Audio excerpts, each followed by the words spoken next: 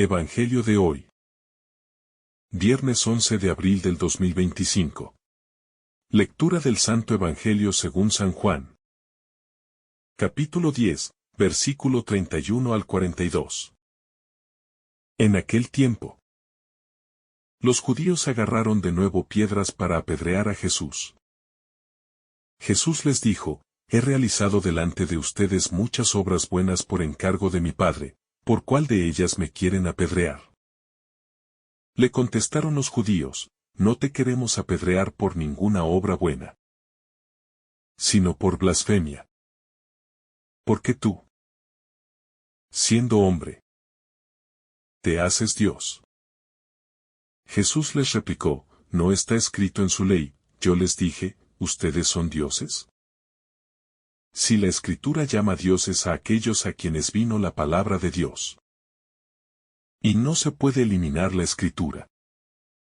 Como dicen ustedes, blasfemas. Porque dije, soy hijo de Dios. ¿Cuándo el Padre me ha consagrado y enviado al mundo? Si no hago las obras de mi Padre. No me crean. Pero si las hago. Aunque no me crean a mí. Crean a las obras. Para que comprendan y sepan que el Padre está en mí. Y yo en el Padre. Intentaron de nuevo detenerlo. Pero se les escapó de las manos. Jesús se fue de nuevo al otro lado del Jordán. Al lugar donde Juan había estado bautizando al principio. Y se quedó allí. Muchos acudieron a él y decían: Juan no hizo ningún signo. Pero todo lo que Juan dijo de éste era verdad. Y muchos creyeron en él allí. Ahora comenzamos con la reflexión completa, extensa y detallada. Como has pedido. Dividida en subtítulos con párrafos largos y bien pausada, la piedra que revela los corazones endurecidos. Una vez más. Los judíos toman piedras en sus manos. No como símbolo de construcción. No como elementos de un altar para Dios. Sino como armas de rechazo. De violencia. De resistencia a la verdad viva que se manifiesta delante de ellos. Estas piedras son las mismas que caen sobre los profetas. Sobre los mensajeros de la verdad. Sobre todo lo que cuestiona la falsa seguridad del corazón endurecido. Esas piedras no son solo objetos físicos. Son también imágenes espirituales de toda reacción cerrada que busca silenciar la voz de Dios cuando ésta nos incomoda. El gesto de tomar piedras refleja un rechazo visceral. Una falta de apertura a la obra de Dios. Y una ceguera que no reconoce al enviado. Jesús. Aun cuando sus palabras van acompañadas de obras que solo pueden tener su origen en el Padre Celestial. Este acto violento no es solo la expresión de un desacuerdo. Es el deseo de eliminar a quien encarna una verdad que confronta y revela. Es el corazón humano puesto en evidencia. Cuando prefiere la oscuridad de sus esquemas antes que la luz de la revelación divina. Aquellas piedras lanzadas contra Jesús son las mismas que a veces sostenemos nosotros. Con nuestras palabras. Nuestros juicios. Nuestros rechazos. Cuando la presencia de Dios irrumpe en nuestra vida de forma inesperada. Pidiéndonos fe. Humildad. Y conversión profunda. El escándalo de un Dios hecho carne. La causa del conflicto queda clara en el diálogo. Jesús no es acusado por sus obras, sino por lo que dice de sí mismo. Por su afirmación de ser uno con el Padre.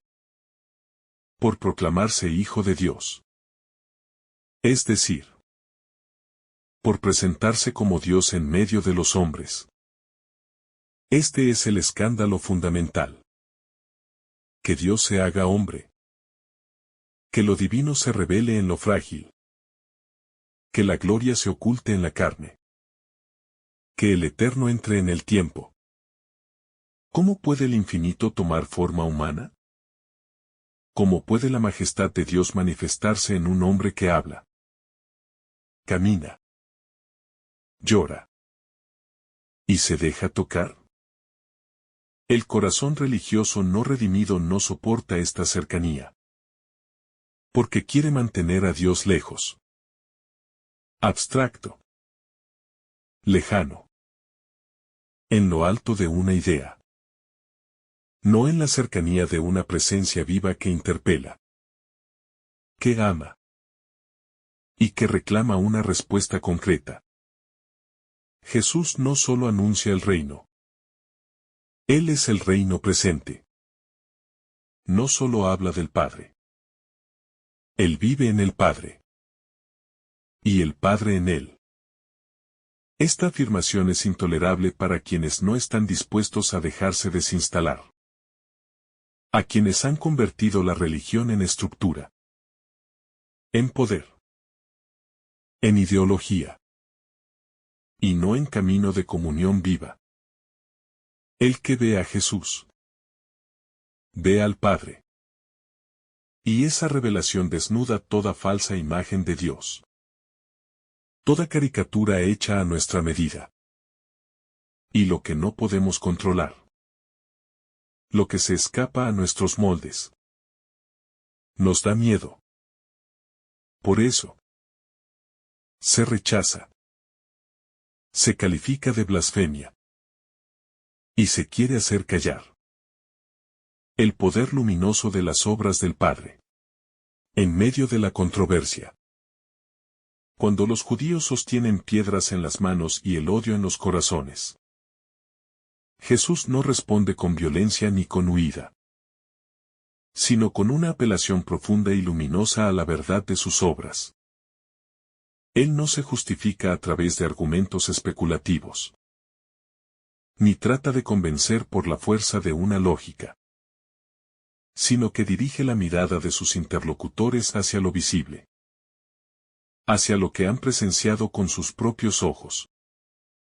Las obras realizadas por Jesús son el rostro del Padre hecho acción.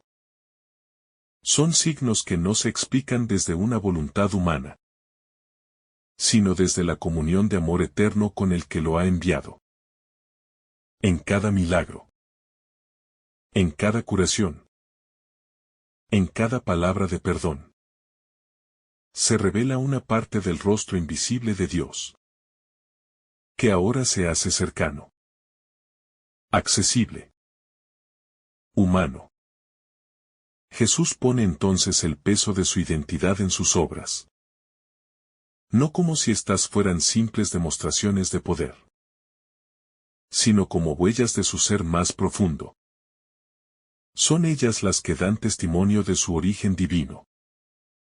No por su espectacularidad, sino porque llevan consigo la fuerza de un amor que restaura, que libera, que reconcilia.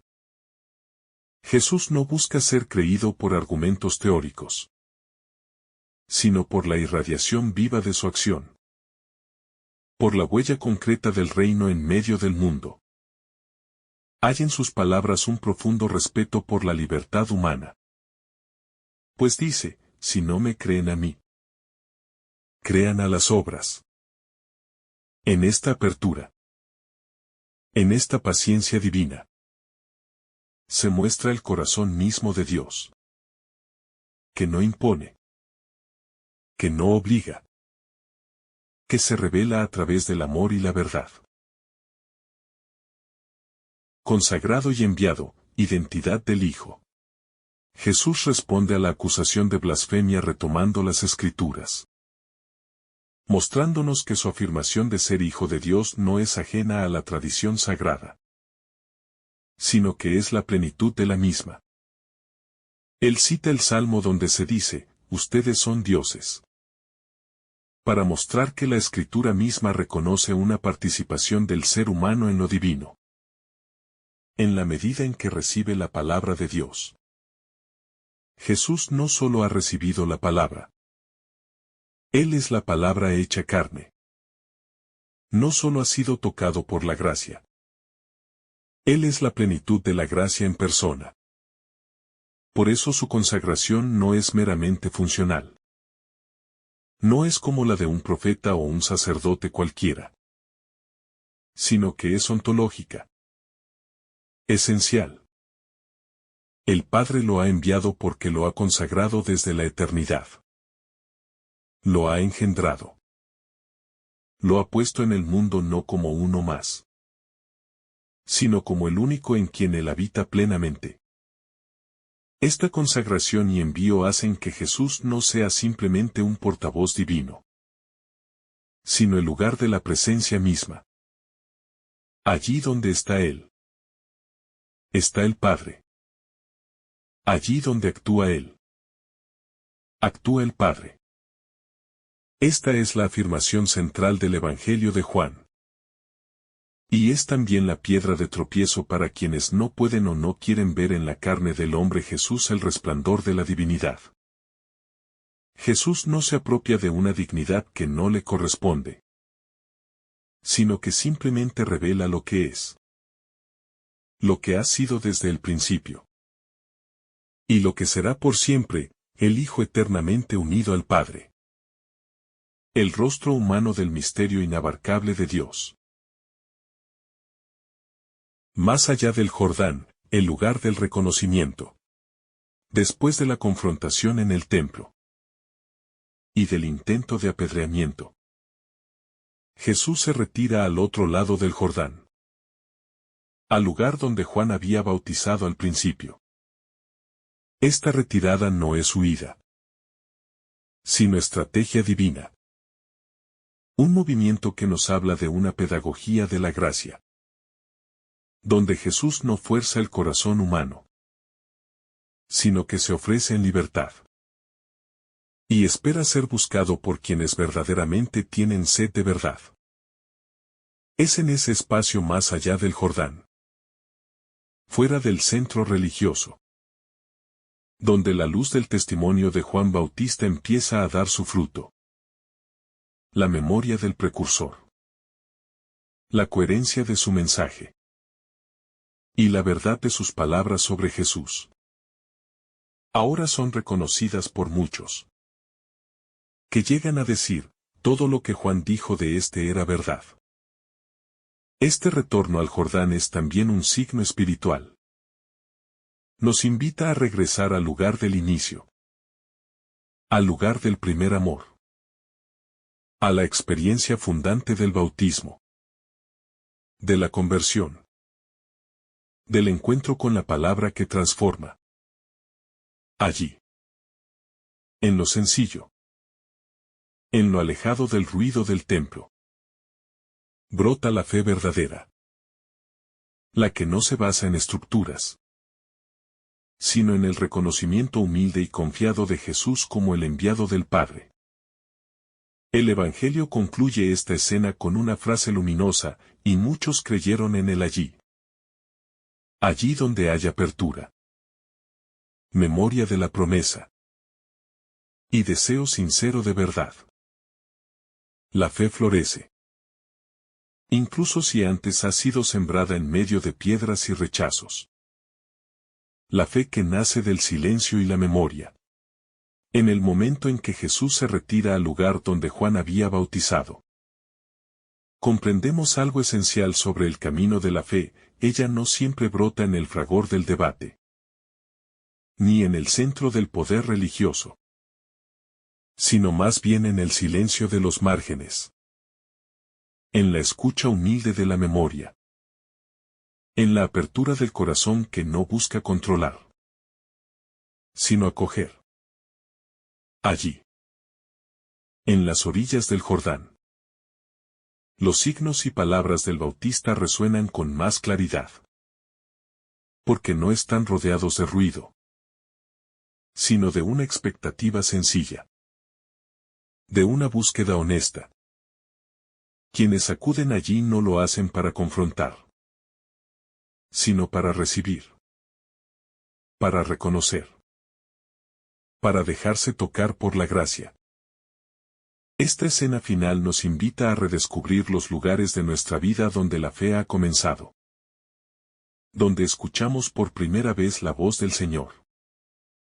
Donde experimentamos que Dios no es una idea, sino una presencia viva. Quizá esos lugares no están en las catedrales, ni en los discursos, sino en los rostros concretos de quienes nos amaron primero. En las palabras que nos anunciaron el Evangelio. En los gestos sencillos que marcaron nuestra alma con un fuego que no se apaga.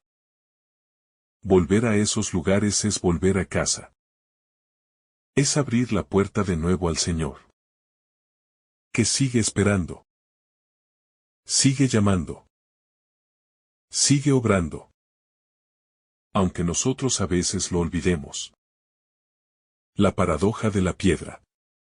El relato comienza con piedras en manos de hombres que se creen defensores de Dios.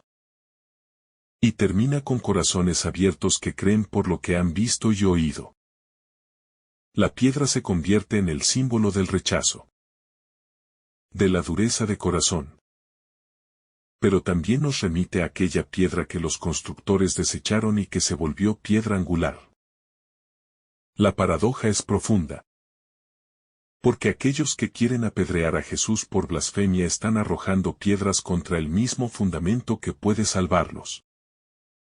Están luchando contra el único que puede darles vida. Y en esa contradicción se revela la ceguera del corazón cuando se encierra en su lógica religiosa sin espacio para el espíritu. El lenguaje de las obras. Jesús no responde con discursos defensivos ni con poder humano, sino que remite a sus obras. A aquello que ha hecho delante de todos. Las obras no se discuten. No se pueden manipular con argumentaciones vacías. Las obras revelan el origen del que las realiza. Y si son obras de misericordia, de sanación, de verdad y de libertad, entonces no pueden venir del mal. Jesús apela al testimonio silencioso de los hechos. Como si dijera, no me crean a mí. Crean lo que han visto con sus propios ojos. Esa apelación a las obras es también un llamado a nosotros. Para que nuestra fe no sea solo palabras, sino carne viva de lo que creemos. La lógica inversa del reino. En el reino de Dios, la lógica humana se invierte. Quien se enaltece será humillado.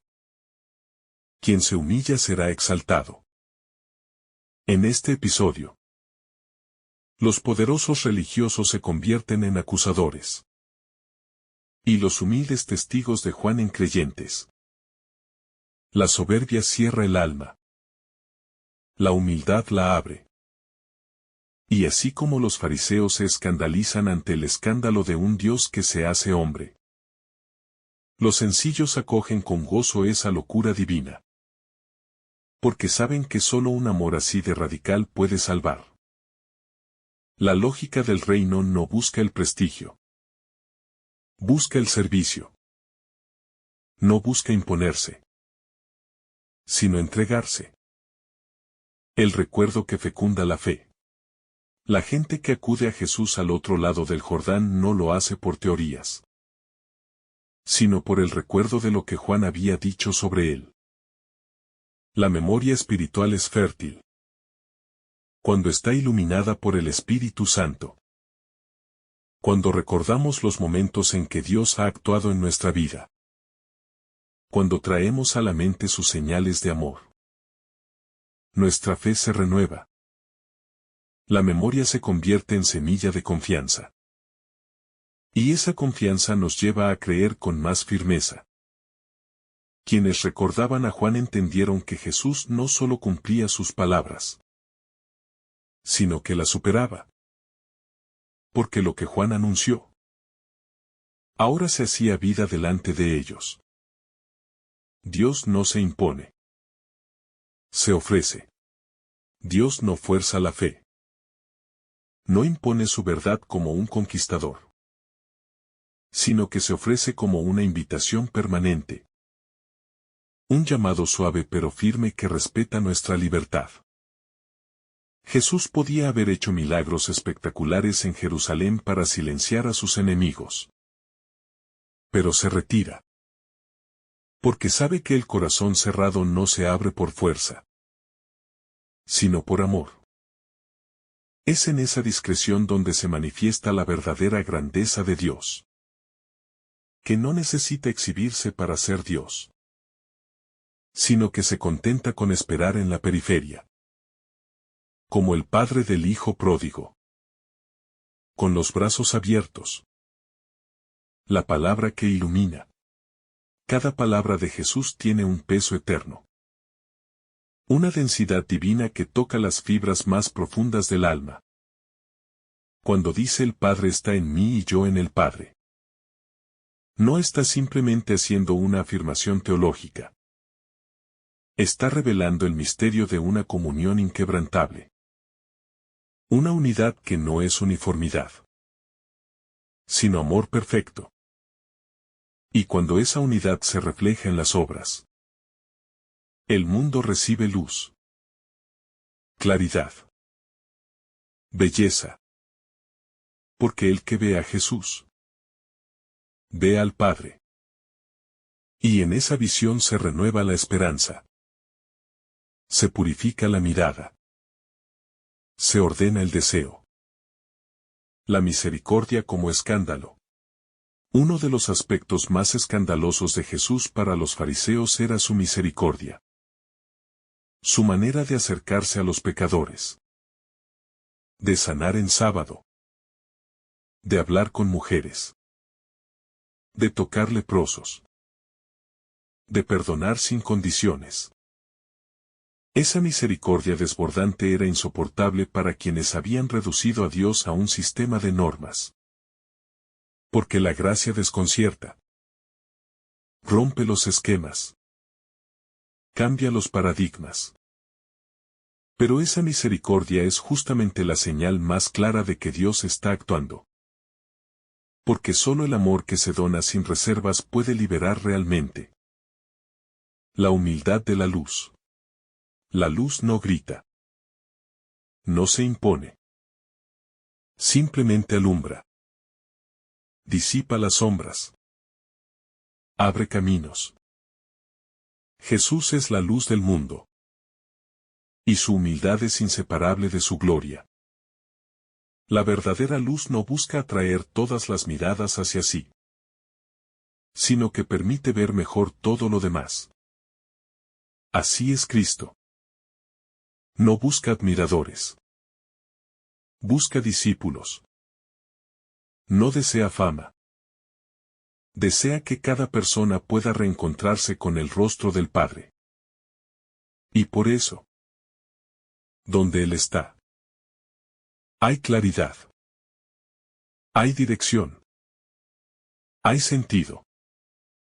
La comunidad de los que creen.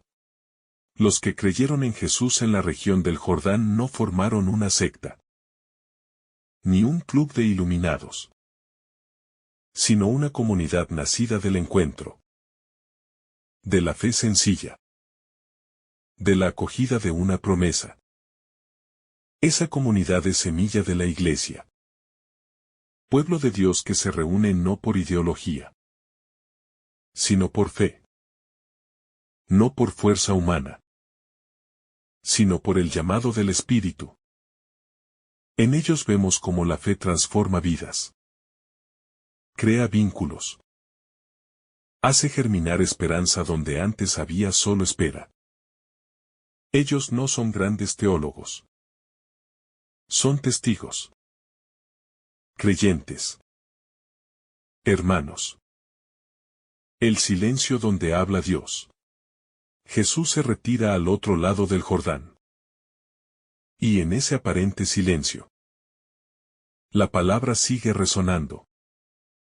Dios habla donde hay espacio para escuchar. Y muchas veces ese espacio se encuentra en el retiro. En el desierto. En los márgenes. No es que Dios calle. Es que a veces el ruido nos impide oír. En ese silencio que Jesús habita, se gesta la Pascua. Se prepara la entrega total. Porque solo quien ha habitado el silencio puede ofrecer una palabra que salve. Una palabra que atraviese los siglos. Y llegue hasta nosotros. Como esta misma palabra que seguimos escuchando y contemplando hoy. Permanecer en él.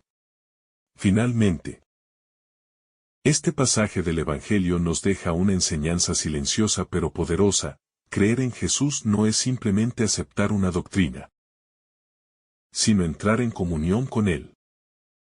Permanecer en su presencia.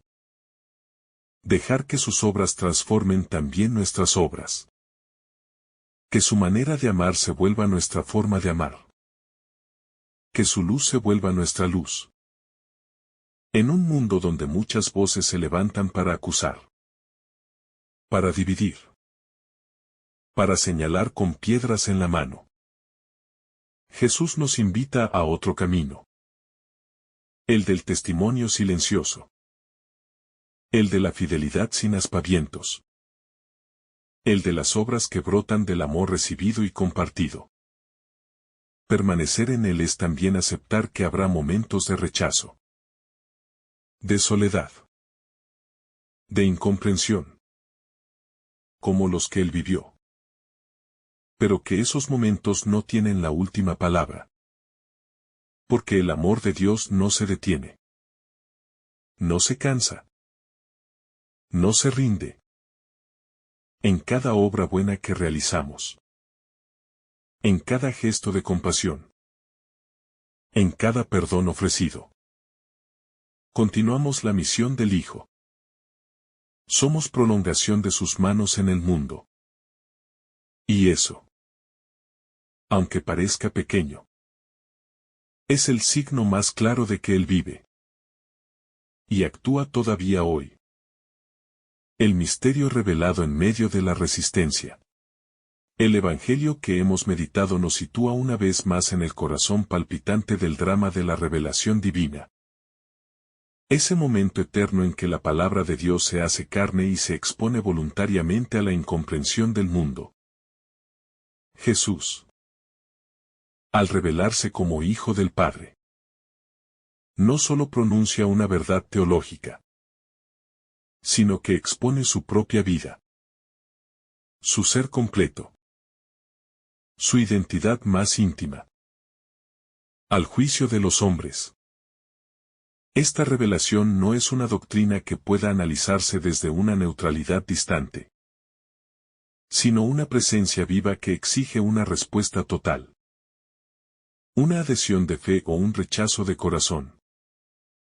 No es posible permanecer indiferente ante Cristo, pues Él se presenta como la luz que alumbra lo que está escondido, como el agua que sacia la sed profunda del alma, como la verdad que corta las cadenas de la mentira y la ilusión. La hostilidad que encuentra Jesús no debe asombrarnos, pues la luz siempre incomoda a quienes han hecho de la oscuridad su refugio.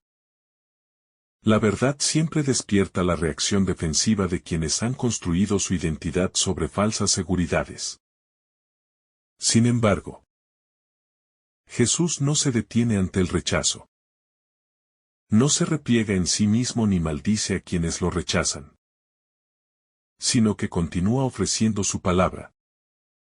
Continúa obrando milagros. Continúa entregándose hasta el final. En su actitud vemos la fidelidad del amor que no se cansa. La perseverancia del Padre que busca hasta encontrar a sus hijos. La ternura de un Dios que no deja de llamar. Incluso cuando las puertas parecen cerrarse una y otra vez. Esta escena del Evangelio se convierte así en un espejo para nuestra propia vida espiritual. En ella vemos reflejada la tensión entre la luz y la sombra. Entre la fe que se abre al misterio. Y el corazón endurecido que se aferra a su propia interpretación de Dios. Pero también vemos el modelo del verdadero testigo. de aquel que permanece fiel a su identidad incluso cuando todo lo rodea de sospecha y odio. Jesús es el Hijo que sabe de dónde viene y a dónde va. Que no necesita probar nada desde el orgullo, sino que se entrega humildemente, sabiendo que la verdad, tarde o temprano, se abrirá paso. Que la luz no puede ser extinguida por las tinieblas. Y que el amor es más fuerte que el odio. Que el Señor derrame sobre ti abundantes bendiciones. En el nombre del Padre, del Hijo y del Espíritu Santo. Amén. Si esta reflexión ha sido de tu agrado, no olvides dejar tu me gusta. Compartir tu intención en los comentarios. Y activar la campanita de notificaciones. Para recibir estos mensajes cada día. Te saluda tu hermano Daniel. Deseándote un día lleno de bendiciones.